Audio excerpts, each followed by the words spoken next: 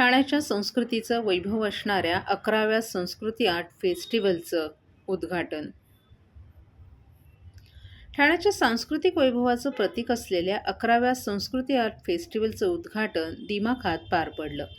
छत्रपती शिवाजी महाराजांना मानवंदना देत या फेस्टिवलची सुरुवात करण्यात आली. यावेळी ठाण्याच्या महापौर शर्मिला पिंपळोळकर आणि उपमहापौर कृष्णा पाटील, ठाण्याचे पोलीस आयुक्त आशुतोष डोंबरे, ठाणे महानगरपालिकेचे आयुक्त सौरभ राव यांच्यासह इतर मान्यवरही उपस्थित होते. यंदा फेस्टिवल हा कला संगमाची विठ्ठलवारी या संकल्पनेवर आधारित आहे. ढोलताशांच्या गजरात आणि टाळ मृदुंगांच्या निनादात विठू माऊलीच्या भक्तिभावात भव्य शोभायात्रा काढण्यात आली.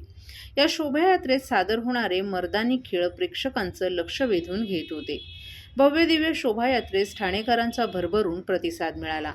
उपवन तलावाच्या शीतल प्रवाहात आणि विठ्ठल माऊलीच्या सान्निध्यात प्रसिद्ध शास्त्रीय गायक पंडित आनंद भाटे यांच्या सुरेल स्वरांनी आजची संध्या मंत्रमुग्ध झाली. जणू काही इथेच पंढरी अवतरल्याचा भास होत होता. आपल्या सर्वांचे लाडके दादा उपमुख्यमंत्री स्वर्गीय अजितदादा पवार यांच्या स्मृतिप्रित्यर्थ फेस्टिवलमध्ये कला दालनाला त्यांचं नाव देत त्यांना आदरांजली वाहण्यात आली. 7 फेब्रुवारी रोजी ज्येष्ठ गायक आनंद शिंदे आणि आदर्श शिंदे ही पिता-पुत्राची जोडी शिंदेशाही या कार्यक्रमातून रसिकांची मनं जिंकतील. 8 फेब्रुवारी रोजी बॉलिवूडचे सुप्रसिद्ध गायक शान यांच्या सुमधुर आवाजानं सुरेल संध्या रंगेल. तर 9 फेब्रुवारी रोजी तारक मेहता फेम कवी आणि अभिनेते शैलेश लोढा यांची काव्य मैफल रंगणार आहे. याचबरोबर ज्येष्ठ कथ्थक नृत्यांगना मंजिरी देव, ज्येष्ठ अभिनेत्री सुधा चंद्रन, ओडिसी नृत्यांगना सुजाता मोहपात्रा, भरतनाट्यम कलाकार दीपक मुजुमदार अशा दिग्गजांचं सादरीकरण होणार आहे. तसंच लोकनृत्य, शास्त्रीय नृत्य, सूफी संगीत, भारूड, पोवाडा, अभंग आदींचा सुंदर मिलाप फेस्टिवलमध्ये रसिकांना अनुभवता येणार आहे. याचबरोबर विविध कार्यशाळा, धाडसी खेळांचं प्रात्यक्षिक, चित्रप्रदर्शनाचाही समावेश होणार आहे. विविध खाद्य स्टॉलवर ठाणेकरांना रुचकर मेजवानीचा स्वाद घेता येईल. ठाणेकरांनी संस्कृती आर्ट फेस्टिवलमध्ये सहभागी होऊन कलांचा मनमुराद आनंद घ्यावा असं आवाहन करण्यात आलंय. झालेला आहे. अनेक जे राज्य आहे त्या राज्याची संस्कृती या ठिकाणी पाहायला मिळालेली आहे. ज्या आर्ट गॅलरीमध्ये आता आपण उभे आहोत त्या आर्ट गॅलरीला दिवंगत नेते उपमुख्यमंत्री अजितदादा पवार यांचं नाव देण्यात आलेलं आहे. कशा प्रकारे हे संस्कृती आर्ट फेस्टिवल पुढील 4 दिवस या ठिकाणी आपल्याला ठाणेकरांना आनंद मिळणार आहे? शिवसेना पक्षाचे मुख्य नेते आणि उपमुख्यमंत्री आदरणीय एकनाथ शिंदे साहेबांच्या माध्यमातून गेल्या 14 वर्षापासून हा आर्ट फेस्टिवल आपण चालू केलेला आहे. ठाणे महानगरपालिका आणि संस्कृती आर्ट फेस्टिवल ही एकत्रितपणे संस्था आलेली आहे आणि त्या माध्यमातून देशभरातील विविध कलाकारांना वाव देण्यासाठी आणि त्यांच्या कलांचं एक व्यासपीठ निर्माण आम्ही या ठिकाणी केलेलं आहे. आणि अनेक दिग्गज कलाकार, पद्मश्री, पद्मविभूषण हे अशा प्रकारचे कलावंत येऊन आपली कला सादर करतात. सकाळी 6 वाजता सुद्धा कार्यक्रम असतो आणि संध्याकाळी 7 नंतर सुद्धा कार्यक्रम, म्हणजे दिवसभराची ही रेलचेल असते. आणि गेल्या अनेक वर्षापासून संस्कृती उपवनच्या ह्या महोत्सवा कधी येतो याची वाट सर्वसामान्य ठाणेकर बघत असतात.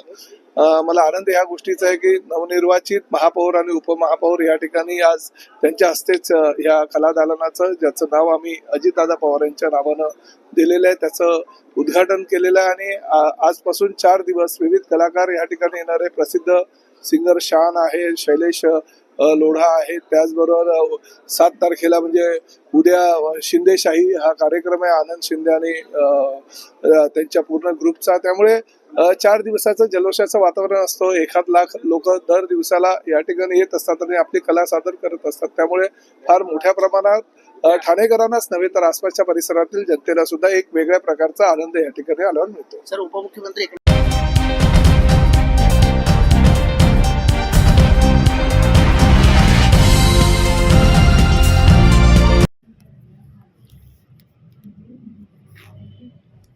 अजित पवार यांच्या निधनानंतर उपमुख्यमंत्री एकनाथ शिंदे यांचा वाढदिवस साजरा न करण्याचा निर्णय. राज्याचे उपमुख्यमंत्री अजित पवार यांचं विमान अपघातात निधन झाल्यानं साऱ्या महाराष्ट्रावर दुःखाचा डोंगर कोसळलाय. त्यामुळेच यंदा 9 फेब्रुवारी रोजी वाढदिवस साजरा न करण्याचा निर्णय राज्याचे उपमुख्यमंत्री एकनाथ शिंदे यांनी घेतलाय. कार्यकर्ते, पक्षनेते, पदाधिकारी आणि नागरिकांनीही पुष्पगुच्छ, भेटी आणू नयेत, शुभेच्छा देणारी होर्डिंग्ज लावू नयेत, तसंच वाढदिवसाच्या निमित्तानं कोणताही सोहळा आयोजित करू नये असं आवाहन एकनाथ शिंदे यांनी केले. अजित पवार यांच्या अकाली जाण्याच्या वेदनेतून महाराष्ट्र आजही सावरलेला नाही. व्यक्तिशः मी माझा सहकारी आणि मित्र गमावलाय. अजित पवार यांच्या निधनानं झालेली अपरिमित हानी भरून येणारी नाही. पवार कुटुंबियांच्या दुःखात आपण सहभागी आहोत. अशा या दुःखद परिस्थितीत वाढदिवस साजरा करणं, सोहळे समारंभ करणं आपल्याला उचित वाटत नाही. त्यामुळेच परिस्थितीचं गांभीर्य आपण जपूया असं आवाहन एकनाथ शिंदे यांनी केले. आपल्या वाढदिवसाच्या निमित्तानं कुणीही पुष्पगुच्छ आणू नयेत, होर्डिंग्ज लावू नयेत, तसंच कोणताही समारंभ, कार्यक्रम आयोजित करू नये अशी विनंतीही एकनाथ शिंदे यांनी केली आहे.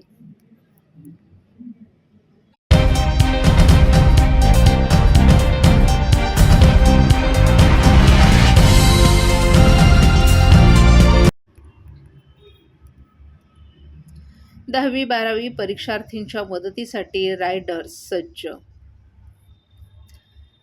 10वी आणि 12वी परीक्षांच्या पार्श्वभूमीवर विद्यार्थ्यांना वेळेत परीक्षा केंद्रावर पोहोचता यावं यासाठी परीक्षा केंद्रांवर पोलीस आयुक्त आशुतोष डुमरे आणि सहआयुक्त डॉ. ज्ञानेश्वर चव्हाण यांच्या मार्गदर्शनाखाली ठाणे शहर वाहतूक विभागाकडून विशेष सुविधा उपलब्ध करून देण्यात आली आहे. परीक्षाच्या दिवशी उशीर होणं, वाहन बिघाड, वाहतूक कोंडी आदी कारणांमुळे अडचणीत सापडलेल्या विद्यार्थ्यांच्या मदतीला वाहतूक पोलीस सज्ज झाले. त्यानुसार रस्त्यांवर 54 रायडर्स तैनात केले असून ट्रॅफिक कंट्रोल, व्हॉट्सअप क्रमांक आणि ट्रॅफिक कंट्रोल हेल्पलाईनसह 18 वाहतूक युनिटमध्ये संपर्क साधण्यासाठी हेल्पलाईन क्रमांक जारी करण्यात आलेत. तरी परीक्षेला पोहोचण्यास रस्त्यावर अडचणी उद्भवल्यास वाहतूक पोलिसांच्या हेल्पलाईनवर संपर्क करावा असे आवाहन वाहतूक उपायुक्त पंकज शिरसाट यांनी केले. महाराष्ट्र राज्य माध्यमिक 10वी आणि उच्च माध्यमिक 12वी शालांत प्रमाण परीक्षा अनुक्रमे 10 फेब्रुवारी आणि 20 फेब्रुवारीपासून सुरू होत आहेत. या परीक्षांकरिता ठाणे पोलीस आयुक्तालयातील 1 ते 5 परिमंडळात 12वीची एकूण 126 केंद्र तर 10वीची एकूण 223 केंद्र आहेत. या परीक्षा केंद्रांवर परीक्षेला जाणाऱ्या विद्यार्थ्यांना रस्त्यांवर कोणत्याही कारणामुळे अडचण उद्भवल्यास 54 रायडर्स सज्ज ठेवण्यात आले आहेत. याकरिता विद्यार्थी अथवा पालकांनी वाहतूक विभागाच्या ट्रॅफिक कंट्रोल हेल्पलाईन क्रमांक 8286-300-300 आणि 8286-400-400 तसंच ट्रॅफिक कंट्रोल व्हॉट्सअप क्रमांक 7030033866 आणि 18 वाहतूक युनिटमध्ये हेल्पलाईन क्रमांक उपलब्ध करण्यात आले. मागच्या वर्षी आपलं पहिलं वर्ष होतं या उपक्रमासाठी. ठाणे आयुक्तालयात बऱ्याच ठिकाणी मोठे मोठे प्रोजेक्ट चालू आहेत. मेट्रो असेल, समृद्धी महामार्ग असेल, मर्जिंगचं काम असेल, विविध ब्रिजेस बंद केलेले आहेत, त्याचं डेव्हलपमेंटचं काम चालू आहे. तर या ठिकाणी बऱ्याच मोठ्या प्रमाणात आपल्याला वाहतूक कोंडीचा सामोरे जावं लागतं. त्याचा त्रास विद्यार्थ्यांना होऊ नये यासाठी आपण पूर्ण क्षमतेने आपला एक्स्ट्रा मॅनपॉवरही आपण टाकत आहोत. तरी पण त्याच्यासाठी स्पेशलाइज एक 54 रायडर्सची नेमणूक आपण केलेली आहे की प्रत्येक विभागात 3 रायडर्स जे असतील त्यांना आपण अलर्ट मोडवर परीक्षा केंद्रावर पोहोचवण्यासाठी ठेवलेला आहे. ज्याच्यात कॉल येतील आणि त्याच्यात संबंधित विद्यार्थी किंवा पालक त्याचं लोकेशन शेअर करतील, लाईव्ह लोकेशन. त्या लाईव्ह लोकेशनवर आपले अंमलदार अधिकारी पोहोचतील आणि त्याला तिथनं त्याच्या परीक्षा केंद्रापर्यंत सुरक्षित आणि वेळेत पोहोचवतील. किती रायडर्स 54 रायडर्स आहेत. 18 वाहतूक विभागामधले 54 रायडर्सची आपण नेमणूक केली. गरज भासल्यास तसंही आपण त्याची नेमणूक करण्याचा विचार आहोत, पण आपल्याकडे महिला अंमलदार त्या संख्येने नाहीत. त्याच्यामुळे थोडस ते होईल की नाही याच्याबाबत साशंक नाही. सर, अवजड वाहनांसाठी काय? अवजड वाहनांसाठी आपण स्ट्रिक्टली त्यावेळेस पीक पिरियड्स मध्ये त्यांच्यावर प्रतिबंधात्मक कारवाई करत आहोत. आज जर आलेच तर त्यांच्यावर त्याप्रमाणे कायदेशीर कारवाई करण्यात येईल. हे ठाणे आयुक्तालयापर्यंत आहे की फक्त ठाणे सिटीपर्यंत? पूर्ण ठाणे आयुक्तालयात म्हणजे ठाणा, बदलापूर, अंबरनाथ, उल्हासनगर, कल्याण, डोंबिवली, इव्हन भिवंडी. काय आव्हान कराल विद्यार्थ्यांना? आवाहन करेल की आपण वेळेत घरातनं निघा आणि वेळेत पोहोचा. रस्त्यामध्ये जाताना पहिले गुगल मॅप्स वर एकदा आपण आपलं त्याच्यावर घराच्या बाहेर पडताना गुगल मॅप्स बघून त्याच्यानुसार आपण आपला कालावधी जो आहे पोहोचण्याचा तो ठरवावा आणि त्यानुसार कारवाई करावी. ठीक आहे.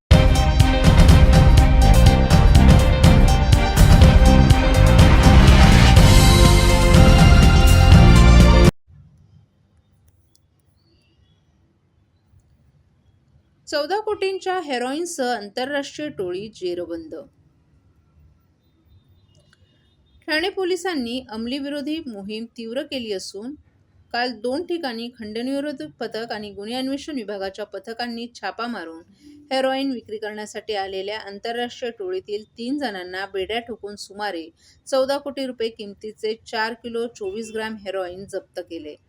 फरदीन मुल्ला राहणार नालासोपारा आणि अहमद खान राहणार कुर्ला अशी अटक केलेल्या आरोपींची नावं आहेत. घोडबंदर मार्गावरील गायमुख येथे एक जण अंमली पदार्थाची विक्री करण्यासाठी येणार असल्याची माहिती खंडणविरोधी पथकाच्या पोलिसांना मिळाली होती. पोलीस निरीक्षक शैलेश साळवी यांच्या मार्गदर्शनाखाली छापा मारून फरदीन मुल्ला याला ताब्यात घेण्यात आलं होतं. त्याची अंगझडती घेतली असता त्याच्याकडे 6 कोटी 86 लाख रुपये किमतीचे 2 किलो 288 ग्रॅम हेरोईन जप्त करण्यात आलं असून कासरडोली पोलीस ठाण्यात गुन्हा दाखल करण्यात आला आहे. तर दुसऱ्या गुन्ह्यात शिळफाटा येथे अंमली पदार्थाची विक्री करण्यासाठी आरोपी येणार असल्याची माहिती ठाणे गुन्हे विभागाच्या पोलिसांना समजली होती. पोलिसांनी सापळा रचून तलत सय्यद याला ताब्यात घेतलं असता त्याच्याकडे 6 कोटी 94 लाख रुपये किमतीचे 1 किलो 736 ग्रॅम हेरोईन जप्त करण्यात आले असून त्याच्या माहितीवरून त्याचा दुसरा साथीदार अहमद खान महाडिक यालाही अटक करण्यात आल्याची माहिती गुन्हे विभागाचे पोलीस उपायुक्त अमरसिंग जाधव यांनी एका पत्रकार परिषदेत दिली आहे. या दोन्ही गुन्ह्यातील जप्त हेरोईनची किंमत 14 कोटी 80 लाख इतकी होत असून हेरोईन विक्री करणाऱ्या आंतरराष्ट्रीय टोळीला जेरबंद करण्यात आलं असून त्यांच्या इतर साथीदारांचा पोलीस तपास करत असल्याचंही जाधव यांनी सांगितलं.